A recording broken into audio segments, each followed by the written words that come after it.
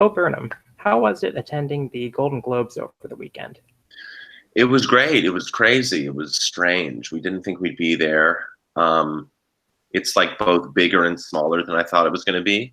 Um, yeah, it was wild. It felt a little fake.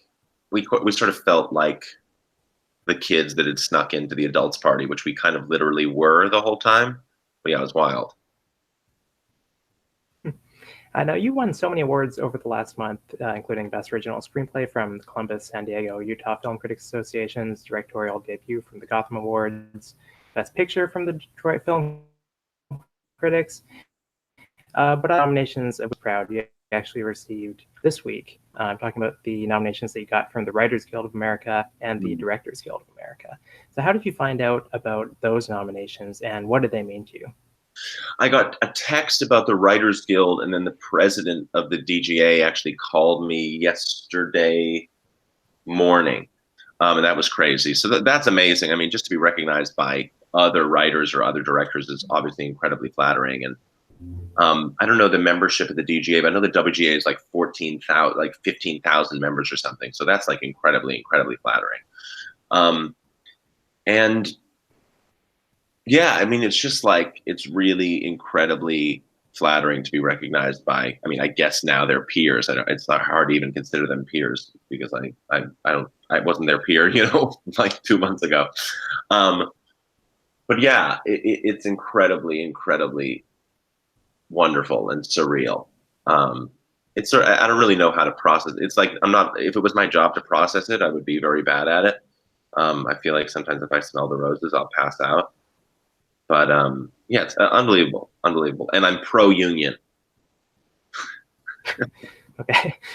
So you were nominated by the DJ in the directorial debut category. So you hadn't directed a feature film. Why was it so that you know? Like you say that again? Sorry, you broke up a little. Sorry. Oh, sure. I'm just wondering why you felt that you needed to direct this movie as opposed to kind of writing a script and then passing it off to somebody else. Yeah, I really wrote it to direct it. I mean, that's what I was most interested in. I mean, I love writing, and I think of myself as a writer first. But I wanted to work with actors. I mean, that's like was sort of my initial passion when I was young, in the world of theater. That's like what I really enjoyed doing. So as I was writing it, there's sort of a specific, I think, performance style implicit in the writing of this movie, that I felt like I at least understood what it needed to be. So the script, in a lot of ways, is kind of just a blueprint for the type of performance I wanted to see in a film. So yeah, this one in particular, I've written things where I thought I don't need to direct this, or but this one was it was thought of for me to direct sort of from the inception of it. And you've also written things that you've acted in. So why not give yourself a part in this one? I don't know. I mean, maybe I would in the future, but I can't imagine directing myself. It just seems hard. It seems like I wouldn't really be able to look at the thing objectively if I'm in it. I'm also like, are we like watching playback? I don't really know how that works. Like, I don't know how Kevin Costner did it, but like, yeah, and there really wasn't a part for me. I mean, for this one, it was pretty like, I don't know where the 28-year-old guy would have like figured into the story. I could have been like, I don't know, like a weird substitute teacher or something. I am actually, my voice is in the movie. I read the puberty video just because we couldn't get a voice actor in. We didn't have time. So my like temp vocal is actually in the movie. I was also just like, I'd done stand up for a long time. I was just tired of myself. So I was looking forward to making something that didn't have me in it. Yeah, you've talked about how you even changed the sex of the main character to kind of dissociate it from yourself a bit, and then also for a variety of other reasons. But you also have talked about how this movie kind of reflects your relationship with your mother. So I'm wondering why flip that one as well and turn that character into like a male father character.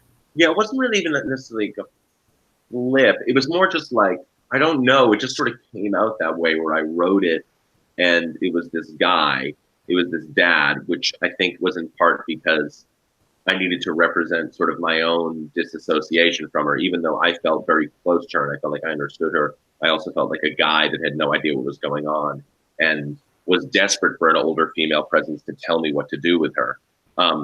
So that's why I was a single dad, because I was sort of a single dad writing the script. But then the sort of, I guess, parental relationship I was just interested in exploring happened to be the parental relationship that's closer to my mother, which is a kind of like incessant support to the point that you actually crave conflict. I would sometimes with my mother like beg her to be more critical of me so I could have something to rebel against, rather than be in my corner all the time and feel like I'm like my only friend is my mother, or my only friend for Kayla is her dad. How did you find Josh Hamilton for this role, and what did he bring to it? I just always loved Josh, kicking and screaming, and I'd seen him in some theater and just always loved him. Thought he was just an incredible actor and sort of an underutilized. I hadn't seen him in a part this substantial in a while, and felt like I just wanted to work with him. He was just a type of actor I felt like I wanted to work with, and he just brings a real sensitivity and lived in experience. He has 2 kids, and he's just very close to what I sort of originally pictured the role as being. So. And also with Elsie, like Elsie's a pretty, she's a kid, so she's got sort of a lot of raw, unrefined talent, and he's a very refined talent. He's a trained professional actor. So I think both of them taught them. I think she made him a little more raw and spontaneous, and he made her a little more structured. So I think they both sort of helped each other over the process. Toward the end of the movie, he gives a speech to Kayla that kind of reminded me of some others that I'd seen recently in movies, like Michael Stuhlbarg's in Call Me by Your Name or Jennifer Garner's in Love, Simon. Tell me about writing that big speech that he gives to Kayla toward the end. It was just, I sort of arrived at that scene. I kind of just arrived at this scene where I knew that I knew they were going to talk eventually, like I kind of think the plot of their relationship over the movie is sort of like, I love you, shut up, I love you, shut up, I love you, shut up. Do you love me? Yes, thank you. So I knew it at some point, like she just doesn't want to hear from her dad. She doesn't want her dad's attention. She doesn't want her dad's input for the whole movie. And then at a certain point, as I was writing, I realized she was going to ask for it. And he was going to get his opportunity to say everything, which is like very intimidating. And writing it was really just trying to communicate the impulse to communicate rather than him make some perfect speech. I didn't want him to make some big, flowery, perfectly articulate speech that solves a problem. What he's really more providing her is the knowledge that he really believes it. That's what's more important, is that she can tell he really believes what he's saying. It's not that what he's saying is perfectly said. So that was a struggle in the writing, and then just a lot of rehearsal to sort of just de-articulate the speech, not make it oratory, but rather just make it just emotional and sort of almost instinctual. Yeah. Technology is a huge part of this movie, but it's also a story that's kind of supposed to be more, universal, that kind of exists, whether the technology is there or not. Did you consider making this a bit more of a period piece, even just setting it maybe 10 or 15 years back? Yeah, never. It was always going to be about the internet for me, and then the sort of universality of it sort of just presented itself as the movie was being made, and as I started writing, which I realized that like, yeah, I mean, there's certain things that are particular to this time, but like being a kid, some things never change. You're still self-conscious. You're still worried about yourself and your body and how other people are perceiving you, and maybe there's a different degree to which those worries are amplified because of the mediums, but the actual experience doesn't change. I mean, I didn't want to write about being a kid. I didn't care about being a kid. I wanted to write, to me, what it felt like to be alive right now. So that was my impulse for writing. Yeah, it was never a period piece. If anything, it was going to be, it started as not about a kid, just about the internet and about right now. And then it happened to be about a kid. And then it sort of became more universal from there. Yeah, coming out of this movie, I feel like maybe the thought that was at the forefront of my mind was actually like, wow, like kids are the worst. Not because they're so mean or anything, but just because they're glued to their phones, throughout the whole movie. Yeah, what was it like to shoot that? And like, do you feel, I don't know, any similar thoughts? Yeah, I mean, I don't, you know, as far as kids are the worst for being on their phones, I think we all are. You know, and the worst people on the internet to me are 30 in their 30s, and the worst people on their phone in public are in their 30s. So like, um, whatever they're struggling with, I think is what we're all sort of struggling with, and um, part of it was just trying to portray the reality without judgment. And it's totally valid to look at it and go like, oh my God, these kids need to get off their phones. What are they doing? But the hope was with the movie not to embed a sort of judgment or belief system, or a yeah, just no judgment on the technology, just portray the reality of it. So it was really just trying to get real kids, actual 13-year-olds, actual eighth graders in the space, in the scenes, and just have them exist. Now, this movie's rated R in the States. Now, I get that the burden should not be on you as a storyteller, but I feel like with like the reality is that with the R rating, 13-year-olds are not going to see this movie as much as if it had been rated PG-13. Mm. So, like, how tempted were you to just remove like 4 of the F words just to Yeah, clear that? yeah, it was weirdly not even that. It was much. It was would have been way more than that. There were whole scenes that would have had to been lifted. The banana scene, even references to like nudes and things, any of the sexually charged stuff, which like unfortunately like that's just things kids are exposed to. And I think the most dangerous thing you can do for a kid is only expose them to those things without context as they are on the internet or on their phone or God forbid in real life. So I think it's important for movies to put that stuff in context. I didn't really care. I mean, first of all, when I was 13, I saw any R-rated movie I wanted to. I maybe had to sneak in, so maybe like the box office suffered a little bit, but I think kids can see the movies they want, and I think movies about kids often suffer for trying to be for kids, and trying to pander to them. And we just wanted to make a movie about kids, not for kids. And hopefully, if the movie was honestly about kids, uh, they would want to see it. I think the scene in the movie that really subverted my expectations the most was the scene in which she's singing karaoke because I expected something to go wrong. But why did you give her that kind of small victory?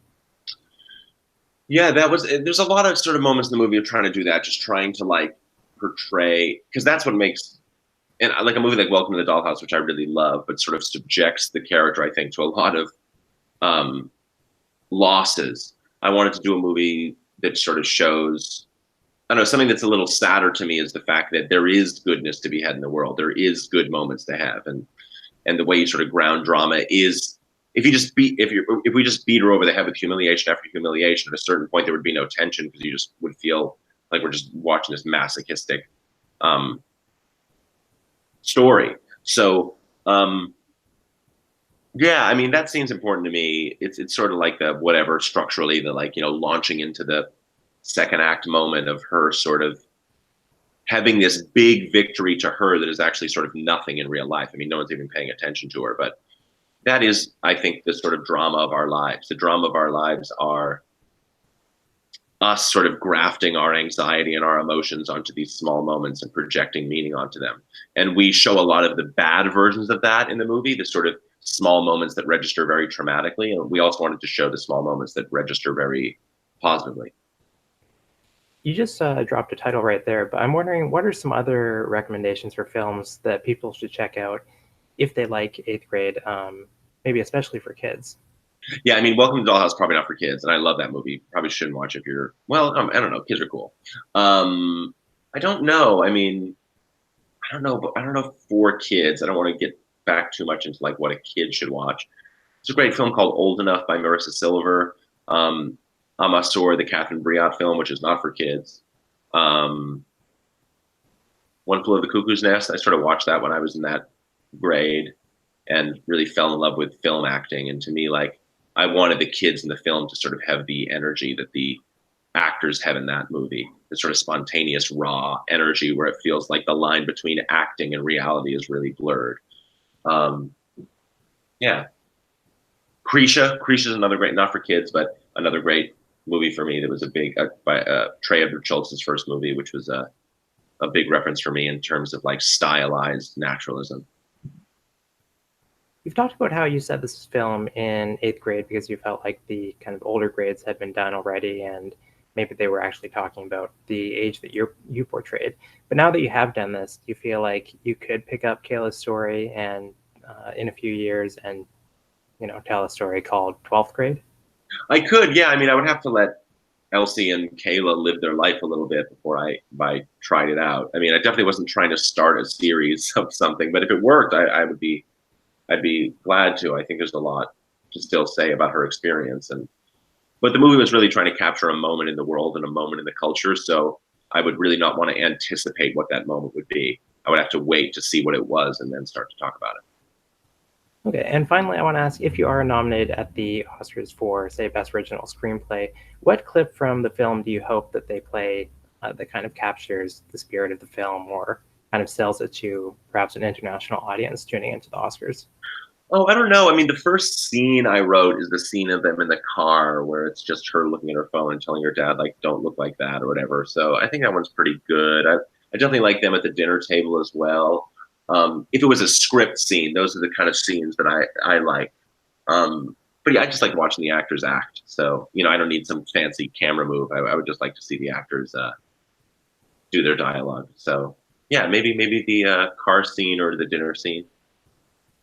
All right, Bo, thanks very much for chatting. Congratulations on all the award success, and we look forward to seeing whatever you have coming out next. Appreciate it. Thank you.